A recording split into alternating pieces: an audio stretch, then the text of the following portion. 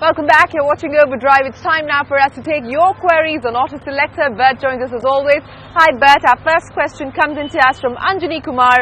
Anjani writes in saying he wants to buy himself a luxury sedan. His budget is 60 to 80 lakh rupees. Lucky you, Anjani. Backseat comfort has been highlighted as his top priority as he is going to be chauffeur driven mostly. He shortlisted the Audi A6, the BMW 5 Series, the Mercedes E-Class and the Jaguar. If not from that list, is there anything else that you would recommend? Anjani, if back seat comfort is your number one priority, there is only one car that clearly fits your bill, and that is the Mercedes-Benz E-Class. In all of our comparison tests, that is the one area which it clearly dominates. It is a fantastic car for backseat passengers, especially people who like being chauffeured around.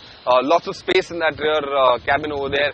Plush seats, very luxurious and comfortable ride quality as well. The suspension is nicely sorted out for Indian conditions, and that is one of the cars that you will, or rather that is the car that you will love for its backseat comfort. Doesn't matter whether you are chauffeur driven 80% of the time or even the 20% of the time when you would like to drive it yourself. It's a reasonably nice car to drive otherwise as well.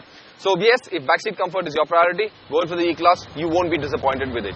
Okay, on to our next question, and this one comes into us from Harsh Parmar. He writes in saying he wants to know whether it's possible to add an aftermarket rear disc brake to a Hero Hunk with a rear drum. If yes, how much would the modification cost him? And after doing so, will he face any other issues? What would you suggest, But modify, not modify? Yes, Harsh, if you want to replace the rear drum brake on your Hero Hunk with the disc brake version that is now available on all the new generation Hero Hunk motorcycles, you can do that. Just walk into a Hero workshop and ask them to do that modification for you. It's not a cheap modification for that matter, because you have to change the rear swing arm as well as buy the rear disc brake kit, and that should cost you roughly about, I'm assuming, close to about 10 to 12,000 rupees. 7 to 9,000 rupees would be probably the cost of the rear disc brake kit, and then the additional cost will be for the swing arm and of course the labor charges. But yes, you should be able to do that modification on your motorcycle. On to our next question this week. Ashish Gupta writes in saying he wants to buy himself an SUV but wants to know which is the best in the 40 to 50 lakh rupee bracket. He's looking for good ride quality, interior comfort, reliability, low maintenance costs and resale value. Between the Audi Q5, the Volvo XC60, the BMW X3, the Land Rover Freelander 2 and the Mercedes ML250, which is a good choice.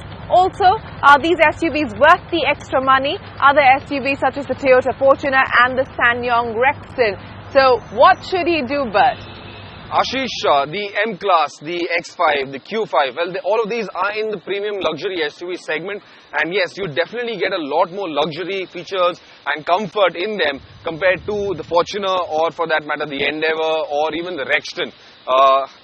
They also, all these SUVs, the premium luxury SUVs, they're all monocoque chassis, so you get better ride quality, you get better dynamics, and you get a lot more comfort from that package.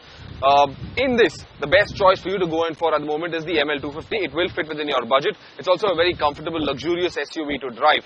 However, what you do know, and while you do get four-wheel drive, this isn't the kind of four-wheel drive which allows you to go extensively off-road. If you are the kind of person who likes to lead that kind of a lifestyle, that is go off-road on your weekends or on a long holiday, then the Fortuner is definitely the best choice for you, and it's significantly cheaper as well. You'll get a lot of comfort in that SUV, but not the kind of comfort and luxury that you would get in a Mercedes for that matter. So yes, if you're looking for the brand image, the luxury and the comfort, the ML250 is the best option in that 40 to 50 lakh bracket. Otherwise, if you want the pure off-road abilities, then the Fortuner is the one you should be looking out for. Our final question this week comes into us from Bhupendra. He wants to buy himself a motorcycle. His budget is 70,000 rupees. He wants a bike to look good, give decent mileage of about 45 to 60 kilometers a litre in city, have a powerful engine and be low on maintenance costs. He was thinking about the Pulsar 200 NS. He thinks it's a good option, but he's heard mileage is a point of concern over time. Also, will the Pulsar 180 NS or 150 NS launch anytime soon? Yes, Bhupender, we agree with you. The Pulsar 200 NS is the motorcycle you should look out for, principally because it matches all of these criteria that you listed out. It is good looking, it's got a fantastic engine, great handling and dynamic abilities. It's reasonably fuel efficient as well. You should also get a good resale value out of that motorcycle, and it is fairly easy and affordable to own. So yes, 200 NS is your best option. Now we also know that Bajaj is coming out with another Pulsar, whether it is going to be the 150, and we think it will be the 150 rather than the 180, but that is sometime later in the year.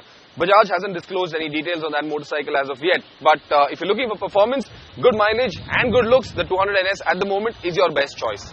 Okay, with that, it's time for us to wrap up Auto Selector. Remember, do send us your questions. helpdesk@overdrive.co.in is our email address. You can send them to us via Twitter or Facebook as well. We'll get back to answer them for you. On that note, it's time for us to wrap up all the news from the world of auto with a big headline this week, a CNBC TV 18 exclusive. The government has finally given the go-ahead for a new four-wheeler category called the quadricycle. Bajaj Auto stands to benefit. Take a look.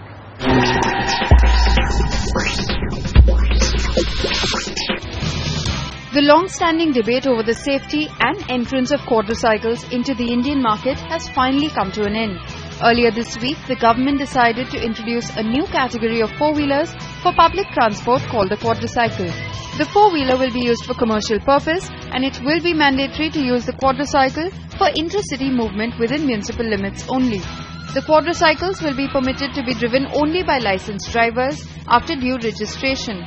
Reacting to the proposed policy, Rajiv Bajaj, in a statement to CNBC TV 18 said, "Wonderful day for Indian auto innovation. RE60 will soon be joined by many similar products. Expect smaller, light and low-speed vehicles. These vehicles will make for a cleaner and safer world. As an anti-car company, we are delighted. The quadricycles will comply with European norms and weigh 450 kgs while limiting top speed to 70 km per hour. The committee also clarified that the quadricycle will be much safer than the three-wheelers currently running on our city roads, as they will have a fully enclosed body structure with hard top and doors, thereby putting to rest Tata Motors and Maruti Suzuki's concerns over the four-wheeler being an unsafe mode of transport. You can expect to see these vehicles on road within the next 6 months. Japanese automaker Nissan's Datsun is clearly one of the most anticipated launches of the year. The car will launch in India by the second week of July and will constitute 50% of the total Nissan India sales after 2016. Nissan's newly appointed president and CEO acknowledged that Nissan will directly be competing with the likes of Maruti once Datsun launches in India. It has already put in place a strategy to help achieve a target of 10% market share by 2016, which would involve working closely with its dealers and strengthening its product portfolio in India. Within this fiscal year, you will see the two completely new products and two enhancement or refreshment. When out riding an unfamiliar motorcycle, first familiarize yourself with it at low speed. Ride slowly, feel the brakes, feel the motorcycle until you're ready to kick it up a notch. Time for another break, but when we return, a first drive report of the Royal Enfield Bullet 500.